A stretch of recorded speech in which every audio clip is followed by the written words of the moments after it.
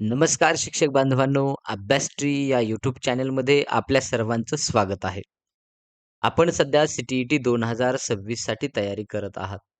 मित्रांनो, या आजच्या व्हिडिओमध्ये आपण मराठी विषयाचे संमिश्र 20 प्रश्न घेऊन आलेलो आहोत. संपूर्ण भाग व्यापलेला हा 20 प्रश्नांचा संच आजच्या या व्हिडिओमध्ये आपण पाहणार आहोत. पण मित्रांनो, पुढे जाण्या अगोदर जर आपण आमच्या या चॅनलवरती नवीन असाल, तर आमच्या या चॅनलला सबस्क्राईब करायला विसरू नका आणि बेल आयकॉन देखील नक्की प्रेस करा. मित्रांनो, जर आपल्याला या व्हिडिओची पी-डी-एफ हवी असेल, तर आपण आमच्या टेलिग्राम चॅनलला जाऊन आपण त्या ठिकाणी अभ्यास ट्री असं सर्च करून आमच्या चॅनलमध्ये एंटर करून आपण या ठिकाणी आमची पी-डी-एफ ही जी आजच्या व्हिडिओची आहे ती डाउनलोड करू शकता. जाऊयात पुढे आणि पाहूयात मग मराठी विषयाचे हे संमिश्र 20 प्रश्न. मित्रांनो, प्रश्न क्रमांक पहिला आहे तो म्हणजे या ठिकाणी खालीलपैकी व्याकरणदृष्ट्या शुद्ध शब्द ओळखा. तर या ठिकाणी 4 पर्याय आपल्या समोर आहेत आणि त्याचं योग्य उत्तर आहे मित्रांनो, पर्याय क्रमांक 1 पुनर्वसन. हे सगळे पुनर्वसनसाठीचेच शब्द आहेत, परंतु ते अशुद्ध शब्द आहेत.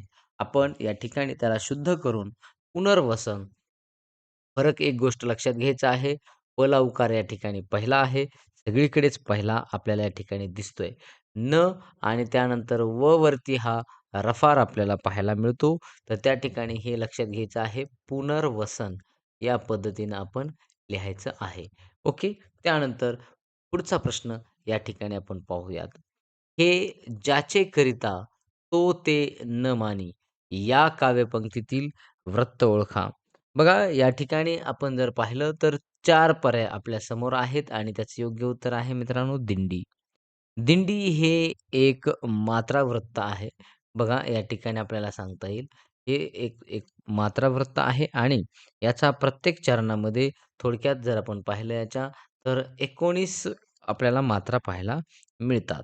जसं पहिलं चरण जर समजा आपण थोडक्यात पाहिलं तर आता त्यामध्ये 3 अधिक 2 अधिक 2 अधिक 2 अधिक 2 अधिक 3 अधिक 2 अधिक 2 अधिक 1 म्हणजेच एकूण 19 असे आपल्याला पाहायला मिळतील.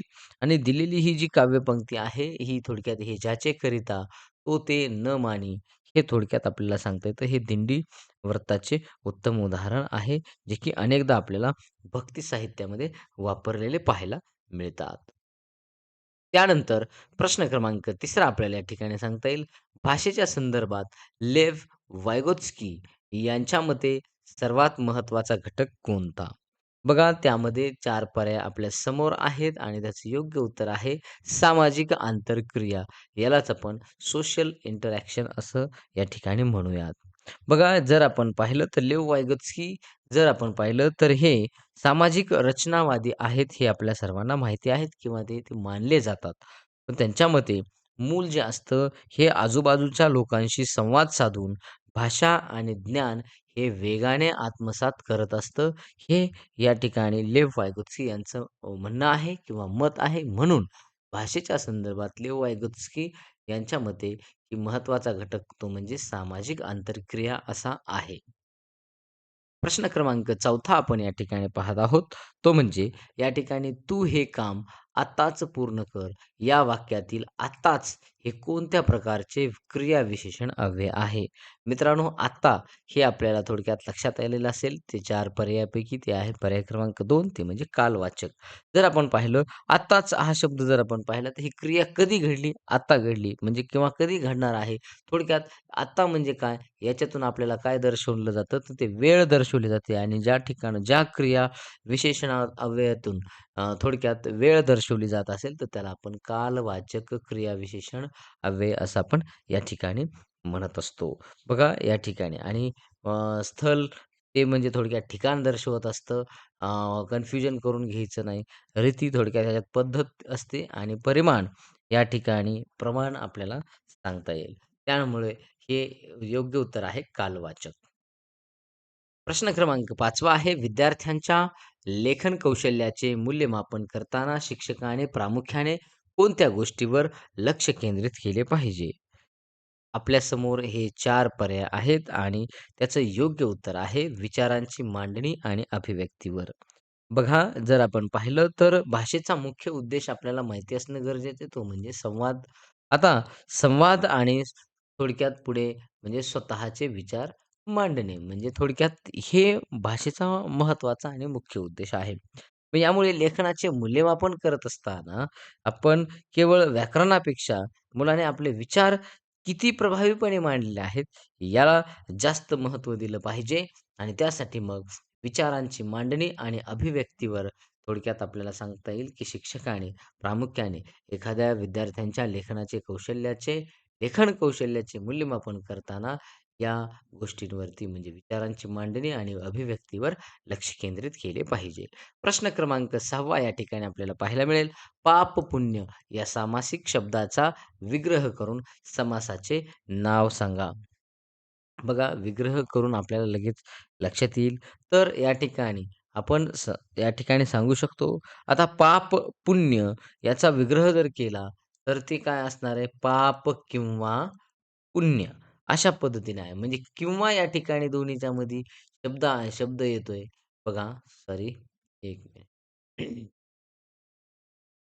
किंवा या ठिकाणी दोन्हीच्या मध्ये शब्द येतोय आणि बघा म्हणजे पाप किंवा पुण्य तर हे थोडक्यात आपल्याला सांगता येईल. हे वैकल्पिक द्वंद्व समास आहे असं आपल्याला या ठिकाणी सांगता येतं. म्हणून मग दोन्ही गोष्टी एकाच वेळेला थोडक्यात सत्य असू शकत नाहीत. एक तर पाप असेल किंवा पुण्य असेल अशा पद्धतीने. नोम चॉम्स्की यांच्या मते मानवामध्ये भाषा शिकण्याची जन्मजात क्षमता असते, याला काय म्हणतात? आणि याचं योग्य उत्तर आहे मित्रांनो, LED lad, language acquisition device.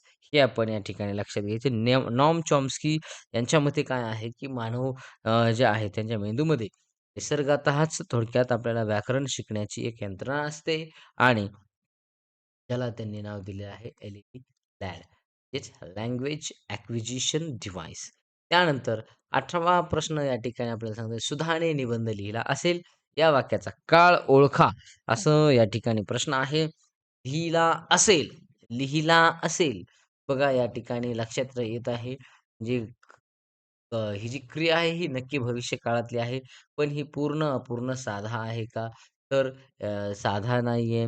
तर हा अपूर्ण देखील नाही. लिहित असेल तर तो अपूर्ण झाला असता आणि म्हणून मग याचं योग्य उत्तर आहे मित्रांनो, पर्याय क्रमांक 1 पूर्ण भविष्यकाळ.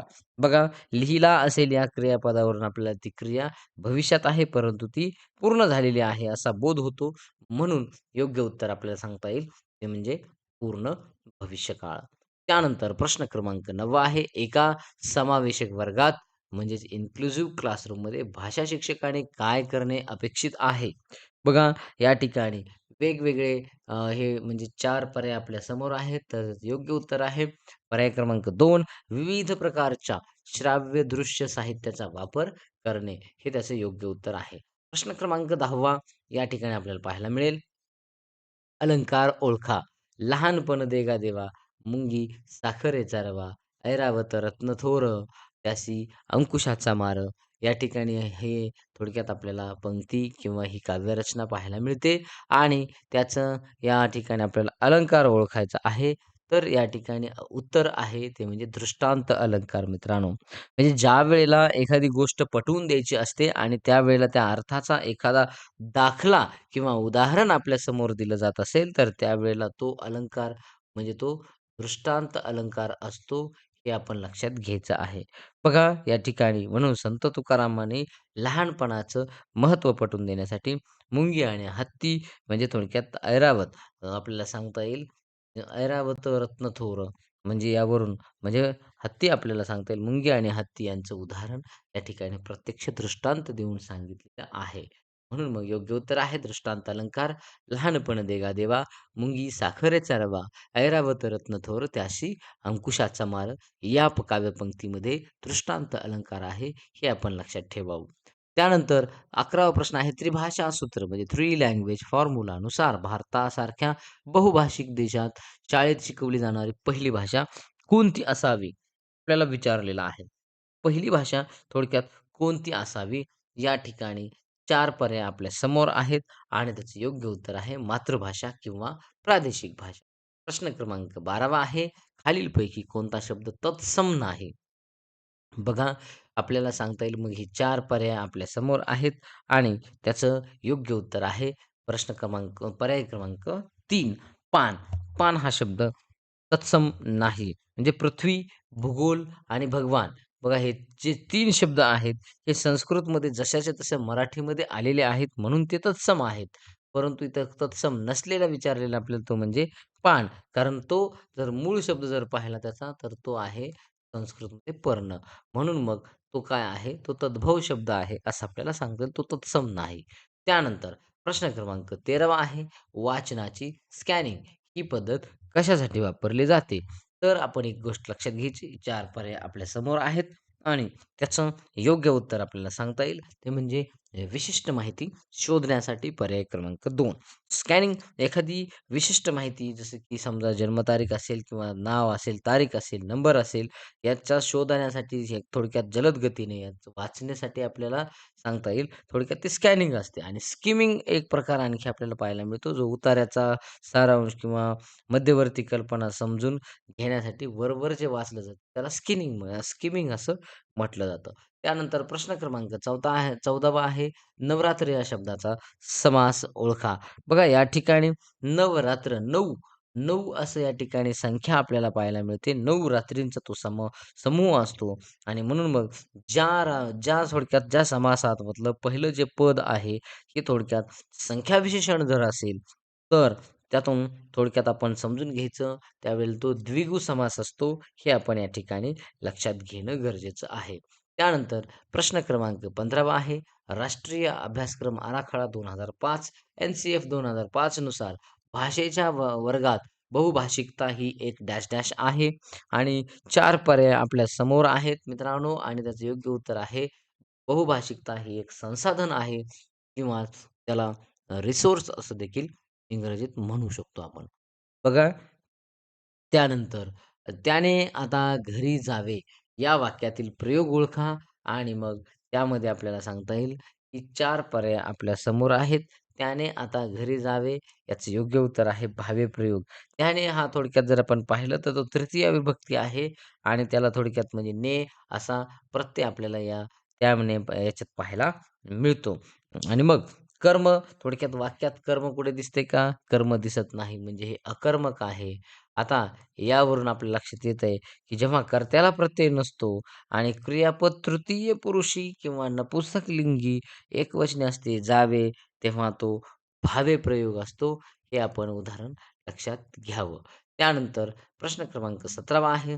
डिस्लेक्सिया ही संज्ञा प्रामुख्याने कशाशी संबंधित आहे? खूप खूप वेळा परीक्षेत विचारलेला हा प्रश्न आहे मित्रांनो.